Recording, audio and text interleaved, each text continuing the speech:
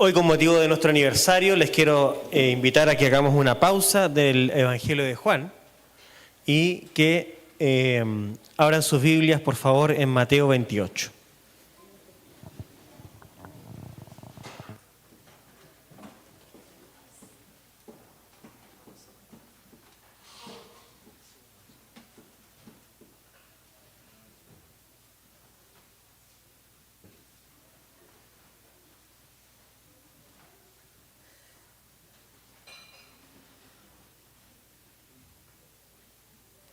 O sea que eso que dice delante, allá arriba no vale.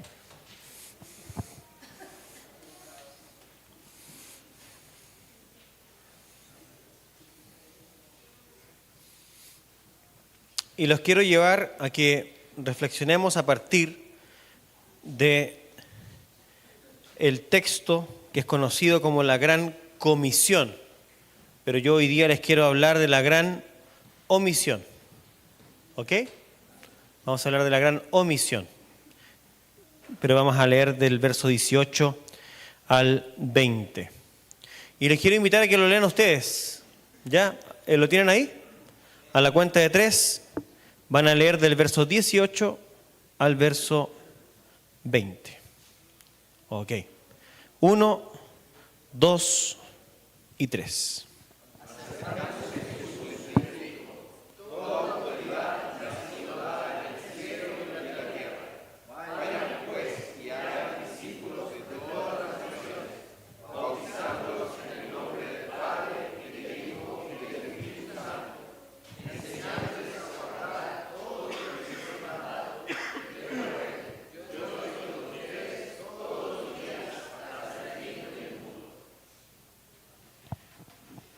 Perfecto.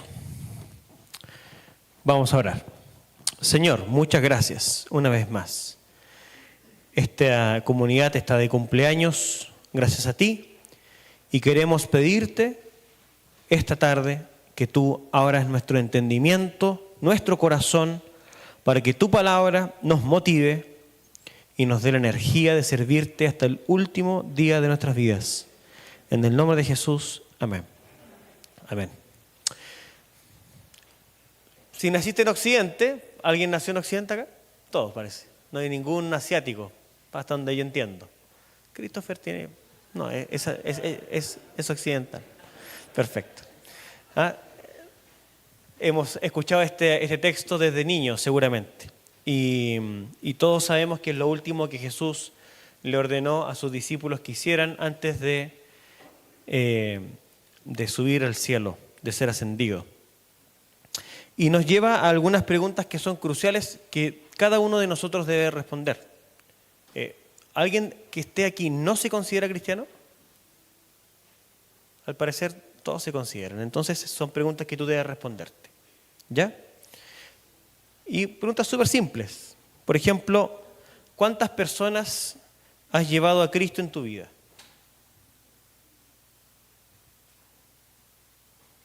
¿Cuántas personas tú has llevado a Cristo en tu vida?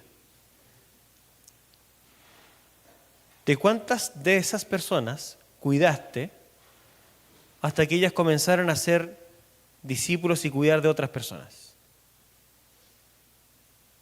¿Cuántas decenas llevan ya? Entonces, yo no estoy preguntando cuántas personas tú has llevado a una iglesia o cuánta gente le has hablado de una denominación. Yo estoy preguntando de cuántas personas tú has llevado a Cristo. ¿A cuánta gente le has predicado el Evangelio? ¿A cuántas personas les has explicado la importancia de la obra sustitutiva de Cristo en la cruz a favor de ellos?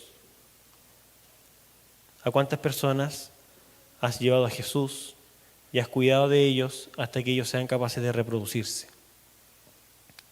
Entonces yo quiero hoy día abordar este texto y hablar respecto de que consideremos qué pasa si omitimos la Gran Comisión. ¿Ok? ¿Qué pasa si la omitimos? Y voy a abordar esto en 3 áreas o en 3 ejes. Primero, ¿qué ocurre a nivel personal? Cuando un cristiano nominal omite la gran comisión? ¿Qué pasa cuando una organización local, una iglesia nominal, omite la gran comisión? Y finalmente, ¿qué pasa con un mundo, con una ciudad, en donde las llamadas iglesias no son iglesias, pues omiten la gran comisión? En el último punto, dependiendo de cuánto me demores hasta llegar allá, vamos a ver cuánto tiempo invierte en eso. Pero por lo menos los primeros dos quiero ir tranquilo, ¿ok? Porque el último va a venir de cajón. Entonces seguramente no va a ser necesario mucha más profundidad. Perfecto. Vamos entonces a hacer el análisis. Les invito a que lo hagamos con ánimo.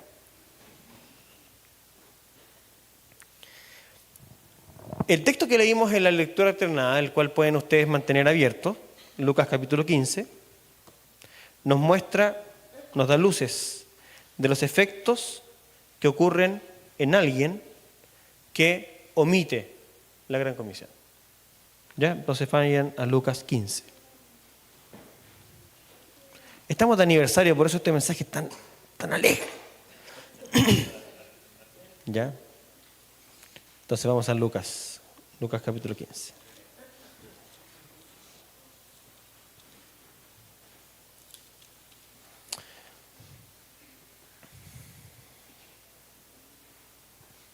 Fíjense qué interesante, porque Lucas 15 constituye una especie de paradigma para poder responder esta pregunta, ¿ya? Y el contexto de las parábolas, que nosotros llamamos parábolas, pero Jesús o Lucas, quien registra, llama la parábola, es esta parábola, y es una parábola que tiene 3 partes, ¿ok? El encabezado es muy interesante. Miren los versículos 1 y 2 de Lucas 15. Todos los recaudadores de impuestos y los pecadores se acercaban para oír a Jesús. Y los fariseos y los escribas murmuraban: Este recibe a los pecadores y come con ellos. Entonces Jesús les dijo esta parábola. Esta parábola que es conocida como la persona que pierde, ¿cierto?, una oveja, la mujer que pierde una moneda y el hombre que pierde un hijo, pero luego lo recupera. ¿Qué pasa acá? Esta es una respuesta a estas personas que están con mucha rabia en el corazón por el hecho de que Jesús invierta tiempo, vida, emociones en hablar con gente que no se lo merece,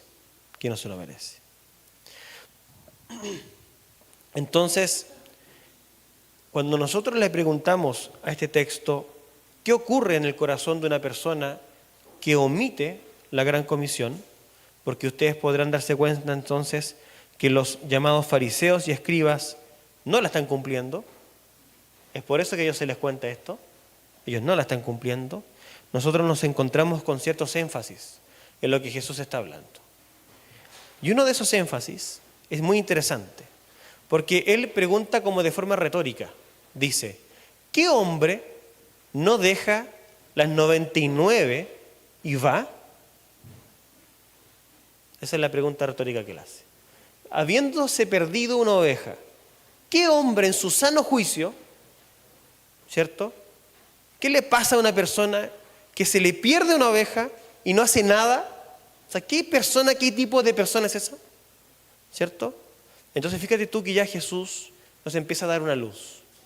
La luz de que estos fariseos, estos escribas a los cuales él le está contando esta parábola, ellos han perdido el sentido de la realidad. Ellos han perdido el sentido de lo importante. Ellos han perdido el sentido de lo que vale la pena, pasando a un ensimismamiento. Dice incluso Jesús: la pone sobre sus hombros gozoso, y cuando llega a su casa reúne a sus amigos y a los vecinos y los invita: alégrense conmigo. Dice Jesús que lo natural que alguien puede esperar de una persona que tiene comunión con Él y está abrazado firmemente al mandato de la gran comisión, que es el de ir a buscar al que se pierde, lo natural que viva esa persona es que él tiene una claridad tremenda en su corazón de lo que importa en la vida. Una claridad tremenda de lo que importa hacer con tu vida y con tu dinero. Y una claridad tremenda de las razones por las cuales vale la pena reunir a la gente para hacer una gran fiesta. Pero esta gente no se da cuenta. Los fariseos y los escribas no perciben ni el olor de lo que Jesús está hablando. Porque ellos entonces han perdido toda noción de la realidad. ¿Qué pasa a nivel personal? Si nosotros omitimos la gran comisión, pierdes el sentido de lo que importa en la vida. Pierdes el sentido de lo real, de lo trascendente. Pierdes el sentido verdadero de lo que realmente conglomera a las personas para celebrar. Lo pierdes de vista. Fíjate qué interesante entonces. Tenemos insensibilidad, tenemos falta de alegría, tenemos pérdida del sentido social de las verdaderas razones para festejar. Y luego Jesús avanza y nos habla de una mujer que pierde una dracma.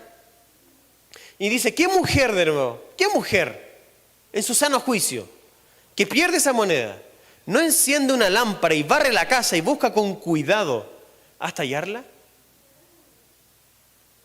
Se pierde el sentido de la persistencia, se pierde el sentido de la perseverancia, se pierde el sentido de las razones por las cuales levantarse temprano en la mañana y tener un motivo para vivir. Porque la mujer sensata, que tiene sus sentidos puestos y que pierde una moneda de ese valor, la va a buscar de forma cuidadosa hasta que la encuentre. El verdadero discípulo, el que abraza la comisión y no la omite, tiene energías y fuerzas, propósito de vida para levantarse en la mañana y saber qué hará con las 12 horas o 14 horas de vida que cada día le entrega. Pero las personas que omiten la gran comisión no saben para dónde van. Las personas que omiten la gran comisión no saben qué buscan durante su día. Las personas que omiten la gran comisión pierden su tiempo con entretenimiento. No saben qué hacer, qué invertir de su vida. ¿A quién estoy describiendo? ¿A ti? ¿Dónde estás? Y luego, esta parábola de este hombre que pierde inicialmente uno de sus hijos. Cuando el hijo vuelve y es recuperado, el más joven, vamos a la parte final, en donde está el verso 28, y miren qué interesante, cómo reacciona el hijo mayor. Dice, entonces él se enojó y no quería entrar. ¿Dónde no quería entrar? A la fiesta. El hijo mayor no quiere entrar a la fiesta, está enojado. ¿A quién representa el hijo más viejo, el hijo mayor? A los fariseos y a los escribas. Si a ellos se les está hablando. Les está hablando a ellos porque ellos, en vez de alegrarse con que los publicanos y los pecadores, los recaudadores de impuestos, estén juntos a Jesús, conociendo la verdad, están criticando. Están apuntando con el dedo. Están buscándole la quinta pata al gato. El inmundo anda por ahí. ¿Ah? En eso están empeñados, porque perdieron la noción de la realidad. Porque perdieron la noción de lo que verdaderamente alegra el corazón. Y ellos están como retratados en este hijo mayor, el cual está irritado, está enojado. Una persona que es nominalmente cristiana y que no ha abrazado la gran comisión, es una persona altamente irritable. Es una persona altamente crítica. Es una persona altamente fijona en cómo vive el resto. Eso es lo que pasa a nivel personal cuando tú omites la gran comisión. Incluso él reacciona y dice así: por tantos años te he servido y nunca he desobedecido. O sea, se equivocaba, pero no pecaba. Algunos tienen oídos para entender lo que estoy diciendo. Eso fue íntimo de nuestra reunión de hombres del día de ayer, disculpen. ¿Ya? Pero se equivocaba y no pecaba. Nunca he desobedecido ninguna orden tuya.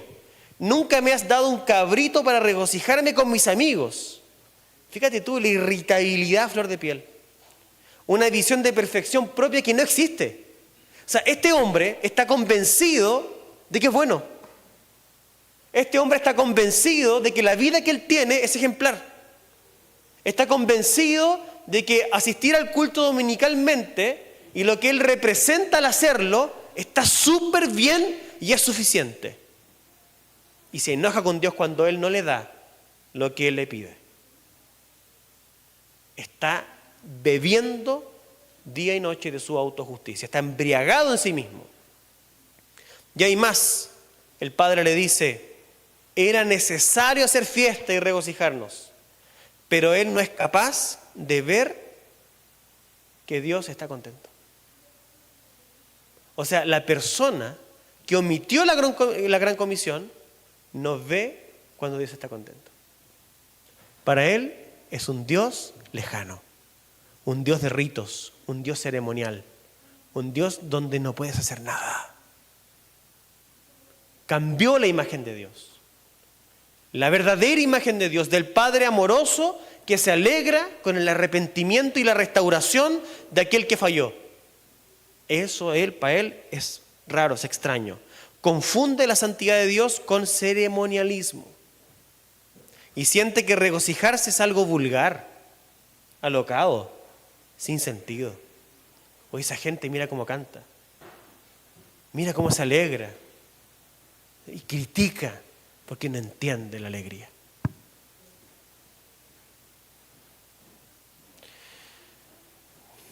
¿Cuáles son las consecuencias comunitarias de omitir la Gran Comisión? Los seres humanos proyectamos nuestras creencias y preferencias en forma de estructuras, de instituciones. Formamos clanes, tribus, comunidades, países, gobiernos. Les ponemos nombre a los diferentes y nos diferenciamos del resto. En el caso de la Iglesia, con el paso del tiempo nacieron las denominaciones. Dios creó una iglesia y nosotros nos encargamos del resto.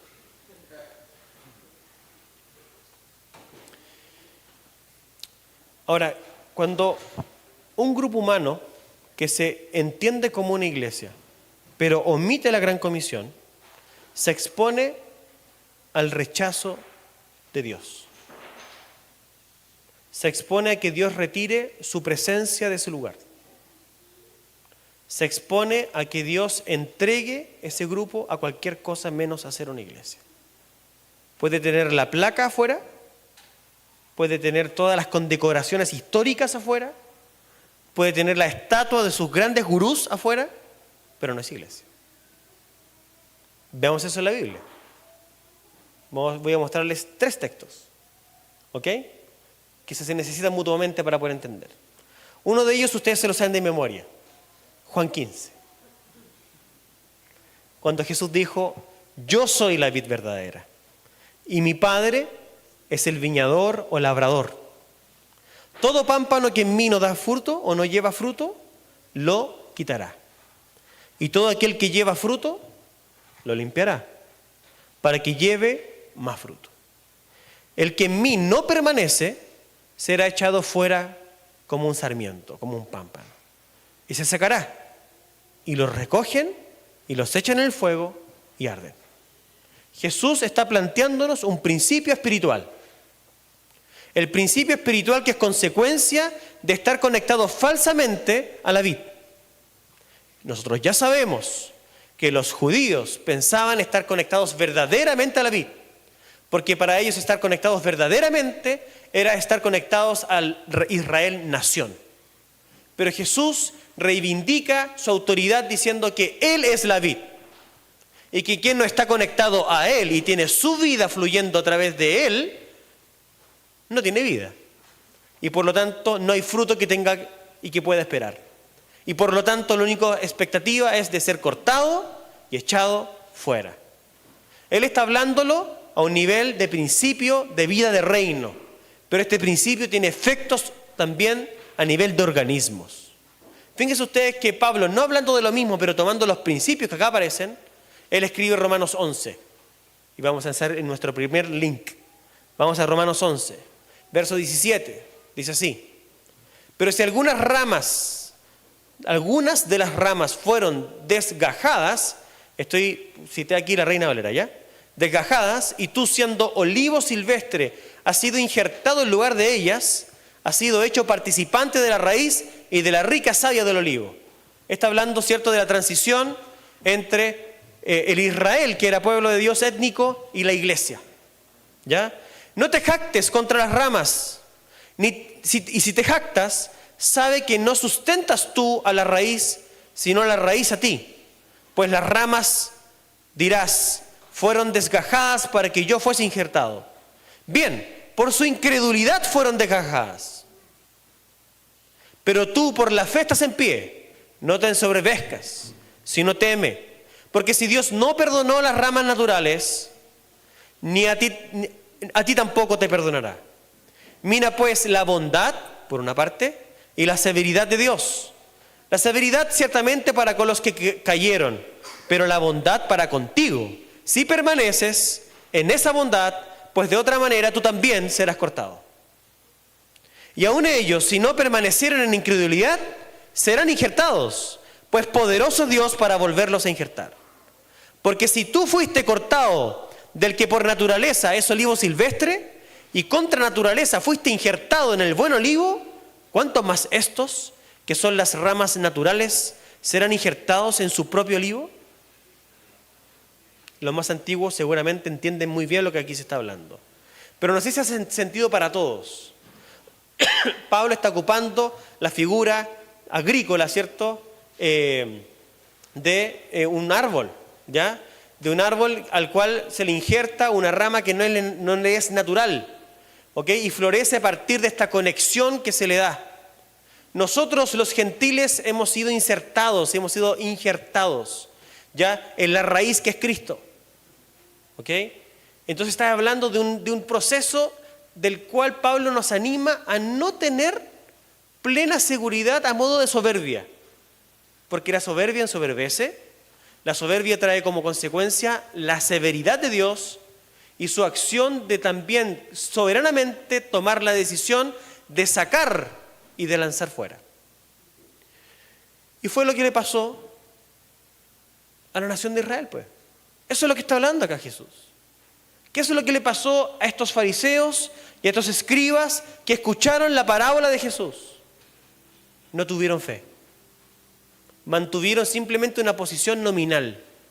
¿Y cuál fue la consecuencia? Fueron echados fuera.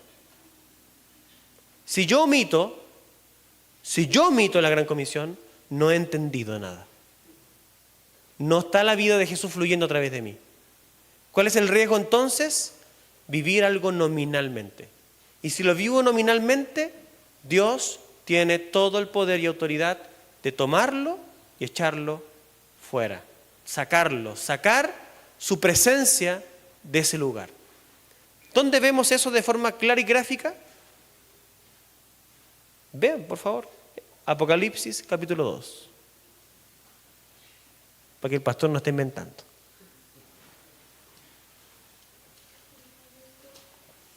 Mensaje a la iglesia de Éfeso. Verso 4.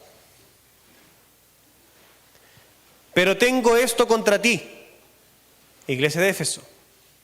Iglesia que tuvo pastores como Pablo, como Juan, como Timoteo. Pero tengo esto contra ti, que has dejado tu primer amor. Recuerda, por tanto, de dónde has caído y arrepiéntete. Y haz las obras que hiciste al principio. Si no, ¿qué? Si no, vendré a ti y quitaré tu candelabro de su lugar. Si no te arrepientes. ¿Quiénes eran los candelabros en el libro de Apocalipsis? Dice que él se paseaba entre los candelabros. Los candelabros son una figura que tiene relación con los pastores de la iglesia. Los pastores que apacientan las iglesias, que cuide son los ángeles y también es su presencia misma, porque su espíritu en medio de la iglesia quien trae luz y vida a la iglesia. ¿Y cuál es la consecuencia básica de que la iglesia abandone sus prioridades impuestas por el propio Señor Jesús, ante las cuales no tenemos derecho de creatividad? Que el Señor retire su presencia. Éfeso era una iglesia líder en Asia. Era líder en Asia. Bendecida, como les dije, con pastores que a todos nos hubiese gustado conocer. Luchadora en mantener los conceptos correctos. Éfeso, una iglesia luchadora en mantener la verdad, los conceptos correctos, la buena teología, la ortodoxia protestante. Batallando en contra de los nicolaitas que se describen acá, si ustedes ven el contexto. Cuestión que tiene relación con la inmoralidad, los nicolaitas. Cuestiones que tienen que ver con participación en idolatría. Cuestión que tiene que ver con la perversión de la verdad. Los efesios eran campeones en luchar en contra de la mentira. Eran campeones en luchar en contra de la inmoralidad. Y eran campeones en luchar en contra de la idolatría que había en la cultura. Y así todo Dios les dice, abandonaste el primer amor. Y por eso les dice, y si continúas en esa vereda, retiraré mi espíritu de medio de ti. Para la tercera generación, la iglesia de Éfeso ya era fría. Ya no predicaba el Evangelio. Y estaba lista para ser sepultada. Dice un autor que a ustedes les gusta, Simon Kistemaker, lo siguiente. Sin embargo, si no responden a la repetida invitación de Jesús a arrepentirse, el Señor tomará medidas drásticas. Va a venir y ya está en camino para visitarlos. No esperará hasta su venida en la consumación. E incluso antes de su venida final, los efesios ya no serán una iglesia. Jesús quitará el candelabro de donde está, lo cual significa que como congregación experimentarán un oscurecimiento espiritual completo. Una iglesia deja de serlo cuando ya no sirve a su maestro con amor y dedicación genuinos. Hay evidencia objetiva en el sentido de que el cristianismo nominal muere de muerte natural en el plazo de 1 o 2 generaciones y por consiguiente desaparece por completo de la escena. Quizá los miembros sigan reuniéndose, pero lo hacen con fines sociales, no espirituales. No lo digo yo. Lo dice el autor que a ustedes les gusta.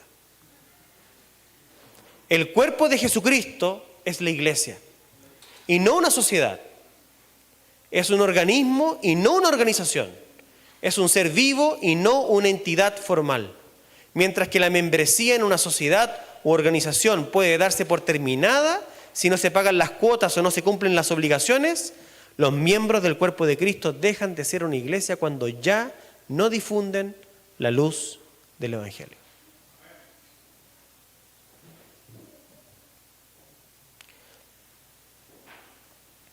¿Qué le pasó al catolicismo primitivo? Que fue la cuna del Evangelio, la cuna de la expansión de las verdades en los primeros siglos de la historia, se convirtió en catolicismo romano. ¿Qué le pasó entonces? Cambiaron el sacerdocio universal por una clase religiosa exclusiva. ¿Cuál fue la consecuencia de eso? Dios retiró su presencia de esa iglesia. Dios cumple su palabra. Lo que está aquí puesto en la Escritura no es jugarreta, no es una amenaza si por si acaso respondemos. Es la verdad de lo que va a ocurrir. Las iglesias que no predican el Evangelio, los miembros que no predican el Evangelio, están destinados a una sequedad espiritual y a una agonía que no para hasta que el Señor saca su presencia. Y esa iglesia no sirve más para nada, sino para ser pisoteada por los hombres. ¿Qué le pasó al protestantismo europeo en el siglo XVIII? Si no le pasó solamente a la iglesia católica romana, le pasó a la iglesia protestante europea también. En 1997, el doctor Alistair McGrath, a quien invito a que lo lean, al hablar en el Seminario Teológico de Dallas, afirmó que en Inglaterra, en el siglo XVIII, o que la Inglaterra del siglo XVIII era mayoritariamente una nación cristiana. Mientras tanto, hoy, en esa época, en 1997, o sea, hace ya 25 años, solo el 10% de las personas se declaraban miembros de alguna iglesia evangélica. La cuna del cambio occidental y del evangelio, años más tarde, no es más que la sombra y la carcasa. En 1995, en Ámsterdam, en Holanda, el número de personas no alcanzadas estaba circulando en torno al 97,5%. Al 97,5%. El país de la gran Universidad Libre de Ámsterdam, que albergó al famoso Abraham Kuyper. Y ahí para arriba, ni la sombra. ¿Qué le pasó al protestantismo americano en el siglo XX? Floyd Bartel, un pastor, escritor e investigador que ya falleció hace poquito, en su libro Una nueva mirada sobre el crecimiento de la iglesia, indica que el 95% de todos los cristianos en América del Norte no llevarán ni siquiera una persona a Cristo en toda su vida, a partir de datos y de investigación. Él hace una estimación estadística. El 95% de las personas sentadas dentro de las iglesias en Estados Unidos jamás llevará una persona a Cristo. ¿Esa es una iglesia entonces? Entonces, la mirada de fondo es comprender que Jesús no tiene compromiso con placas de iglesia, con nombres de denominaciones o con currículums teológicos. Derechamente Jesús no tiene compromisos con eso. Las parábolas de la oveja perdida, la moneda perdida, del hijo perdido, fueron contadas para una clase política y religiosa que estaba ahogando la fe de su tiempo. Gente que no se reproducía. Debemos cuidar primeramente nuestra vida personal, pero en segundo lugar debemos velar por la vida espiritual de nuestra comunidad. Orar por ella y nunca confiar en títulos humanos y en algún estatus de tranquilidad espiritual que no se base en la exclusiva obra de Jesús en la cruz.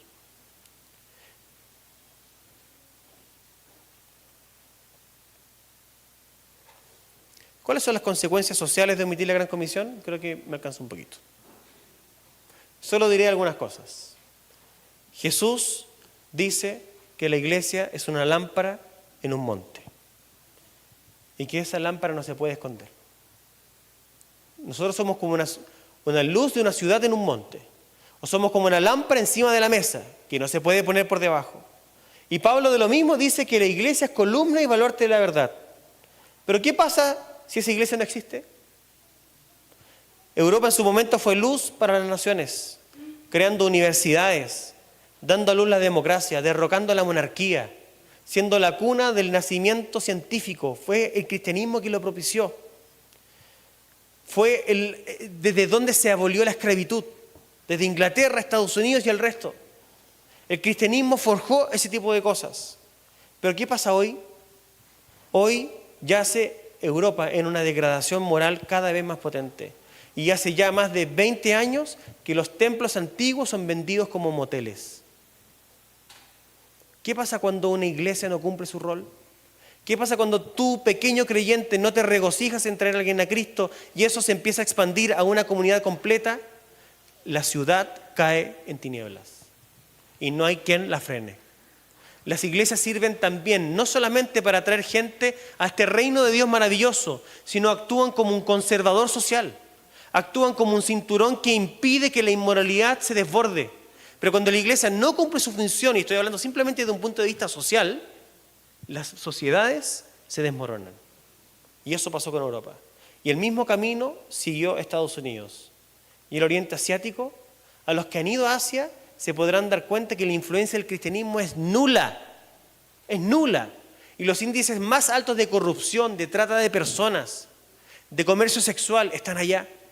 Porque no hay nadie que frene. Los gobiernos son monárquicos, son totalitarios. ¿Por qué? Porque no hay distribución del poder, porque no hay alguien que esté por fuera diciendo esto no está correcto, eso es una herencia del cristianismo. Y el mundo entonces va de mal en peor cuando una iglesia no cumple su papel. Cuando la iglesia omite la gran comisión, condena al mundo a morir en tinieblas. Condena al mundo a no ver la luz. Condena al mundo a una sequedad. Por eso que esta palabra del Señor, de la gran comisión, es una invitación a participar de su alegría. De su alegría.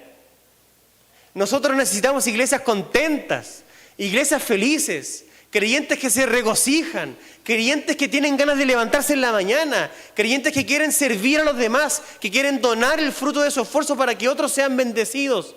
Pero eso solamente va a ocurrir con creyentes que entienden el corazón de Dios. Porque el Padre se regocija y entre las tres parábolas se repite, o en las tres partes de la misma parábola se repite, ¿qué cosa? Que en el cielo hay alegría cuando un pecador se arrepiente. Y nosotros tenemos que cultivar esa alegría en el corazón. Tú lo tienes que hacer. Nosotros no necesitamos necesariamente un departamento de evangelismo. Tú eres el departamento de evangelismo. Tú eres el arauto del Señor. Tú eres el comisionado del Señor. Tú eres quien tiene que traer tu familia a los pies de Jesús y enseñarles el evangelio. Tú eres quien tiene que traer el evangelio a tu trabajo, a tus compañeros, a la sociedad, abrir tu casa, abrir tu oficina, invitar a los demás a que conozcan esta luz que es el evangelio. Y si tú no lo haces, te vas a condenar a tu muerte. Y tal vez sería una muy buena pregunta hacérnosla, de que si no hemos llevado a una persona a Cristo y la hemos cuidado, cuestionarnos nuestra naturaleza espiritual. Porque es lo que debió haber hecho el fariseo y el escriba que veía y escuchaba a Jesús narrando esa parábola. Es mejor hacer eso que pensar con autojusticia y decir, estoy bien. Estoy bien. Yo no soy un adúltero. Estoy bien. Yo no veo pornografía. Estoy bien.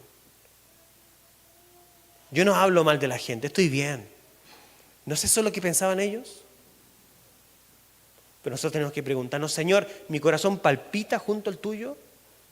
¿Yo quiero dedicar mi tiempo y mis horas a predicar tu palabra?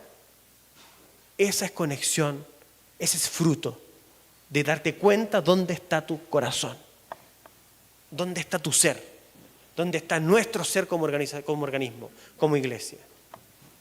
¿Cuál es el futuro de la primera iglesia? Yo espero que sean 300.000 años más si es que Jesús no viene antes. Que sean todos los que pueda hacer. Pero tenemos que preguntarnos cómo responderemos nosotros como generación. A nosotros nos toca hoy. ¿Qué vamos a hacer? ¿Qué vamos a promover? ¿En qué vamos a invertir nuestro tiempo, nuestras ganas? ¿Qué vamos a valorar? ¿Dónde estarán nuestros énfasis? ¿Qué perseguiremos? ¿Qué batallas vamos a dar?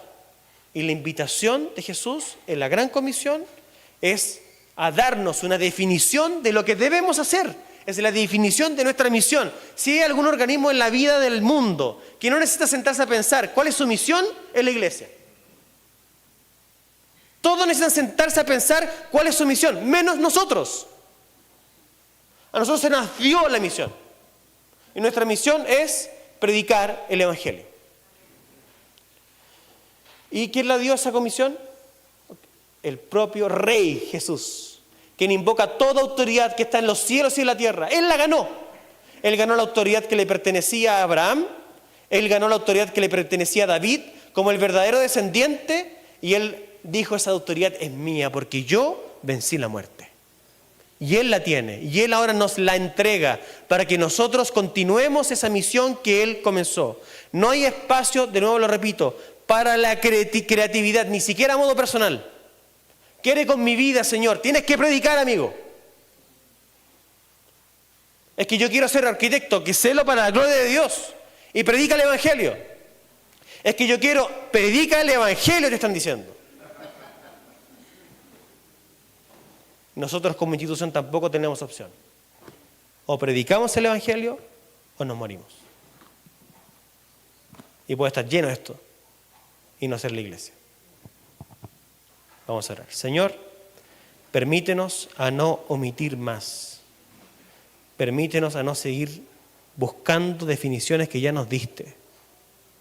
Permítenos enfocarnos en lo que importa y a fructificar este esta humilde comunidad de personas que han confiado en ti. Quítanos las costras, quítanos lo hermético, quita de nuestro corazón lo juicioso, quítanos todo aquello que nos sea estar conectado con tu gozo. Y tu gozo está en tus escogidos redimidos. Pablo dijo que todo lo hacía por causa de los escogidos. Todo lo daba a él por causa de los escogidos. Él creía absolutamente en tu soberanía. Él creía absolutamente en tu capacidad y tu voluntad de salvar. Pero él también entendía que le habías mandado a él hacerlo. Y nosotros debemos hoy día parar y reflexionar. ¿Qué nos más ha mandado a nosotros? No hay otros. Nosotros somos las personas que debemos responder. Y si no hemos respondido a la altura de tu llamado, si algún hermano, alguna hermana, yo mismo, hemos abandonado esta prioridad de glorificarte y vivir para ti a través de la predicación de la palabra, tráenos arrepentimiento. Trae verdadero arrepentimiento y reprodúcenos para tu gloria, para participar de la verdadera alegría que es la tuya, que es la de ver cuando un pecador se arrepiente. En el nombre de Jesús, amén.